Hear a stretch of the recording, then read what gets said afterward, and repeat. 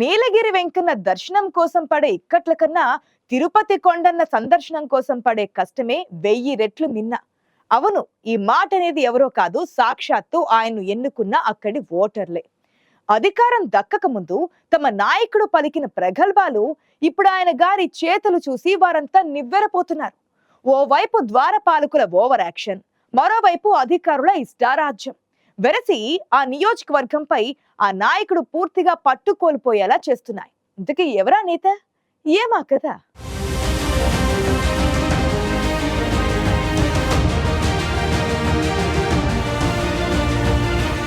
పురాణంలో ద్వారపాలకుల కథ వినే ఉంటారు. మహావిష్ణువు అపరభక్తులనే ద్వారపాలకులని చెబుతారు. విష్ణుమూర్తి దర్శన భాగ్యం కలగాలంటే ద్వారపాలకులను దాటి వెళ్లటం అంటే అప్పట్లో పెద్ద సాహసం అనే చెప్పాలి.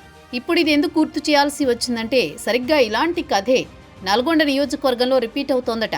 కలియుగ ద్వారపాలకులు లీలలు అన్నీ ఇన్ని కావట. అయ్యగారి దర్శనానికి వచ్చిన సామాన్య జనానికి అమాత్యుల వారి అనుచరులు ద్వారపాలకుల అడ్డు తగులుతున్నారనే విషయం తాజాగా హాట్ టాపిక్ అయింది.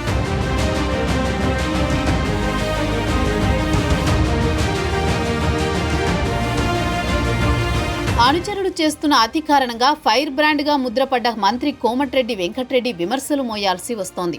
కోమటిరెడ్డి అనుచరుల అత్యుత్సాహం ఆయనకు చెడ్డ పేరు తెచ్చేలా ఉందని సామాన్యులే కాదు, సొంత పార్టీ కార్యకర్తలు కూడా ఆఫ్ ది రికార్డ్ గా చెబుతున్నారు. మాస్ లీడర్ గా జనంలో క్రేజ్ తెచ్చుకున్న కోమటిరెడ్డి మంత్రి అయ్యాక సామాన్య జనాన్ని పట్టించుకోవడమే మానేశారని నల్గొండ కోడై కూస్తోంది. అంతకుముందు ప్రజలకు ఏ ఆపద వచ్చినా వారి ముందు వాలిపోయే కోమటిరెడ్డి పలుకే ఇప్పుడు బంగారమైపోయిందని కార్యకర్తలు వాపోతున్నారు. అమాత్య పీఠం ఎక్కాక ఏడాదిన్నర కాలంగా కోమటిరెడ్డి చాలా బిజీ అయ్యారు. అప్పుడప్పుడు జనం మధ్యలో ఉన్నట్టు హడావిడి చేయడం, ఫోటోలకు ఫోజులివ్వడం తప్ప ఓపిగ్గా జనం సమస్యలు వినడం లేదన్న ఆరోపణలు పార్టీ నేతల నుంచే వినిపిస్తున్నాయి.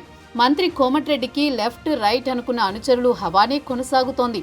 నల్గొండలో పని కోసం ఎవరైనా వెళ్లితే చిన్న పనికి కూడా తన దాకా రావాలా అంటూ విసుక్కుంటున్నారట మంత్రివర్యులు.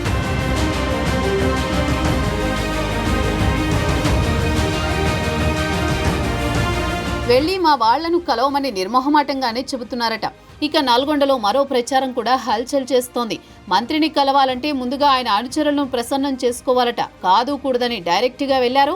వారు కోరుకున్న ఏ పని జరగదని కొందరైతే ఓపెన్ గానే చెబుతున్నారు. అందుకే అనుచరులకు ద్వారపాలకులు అన్న పేరు వచ్చిందని అంటారు. మొదట్లో మంత్రి క్యాంపు కార్యాలయంలో ప్రజా సమస్యల కోసం గ్రీవెన్స్ డే అంటూ 3 రోజుల పాటు హడావిడి చేశారు. తర్వాత ఆ కార్యక్రమాన్ని కాస్త అటకెక్కించారు.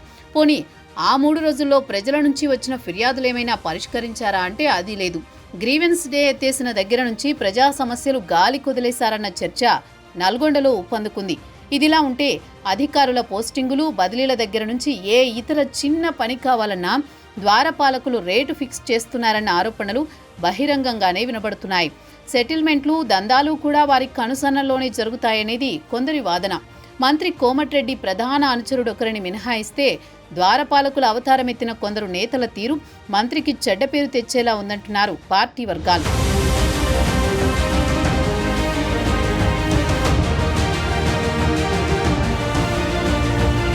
అనుచరుల అతి అలా ఉంటే ఇక పక్క నియోజకవర్గం నేతల పెత్తనం సైతం ఇబ్బందిగా మారుతోందట.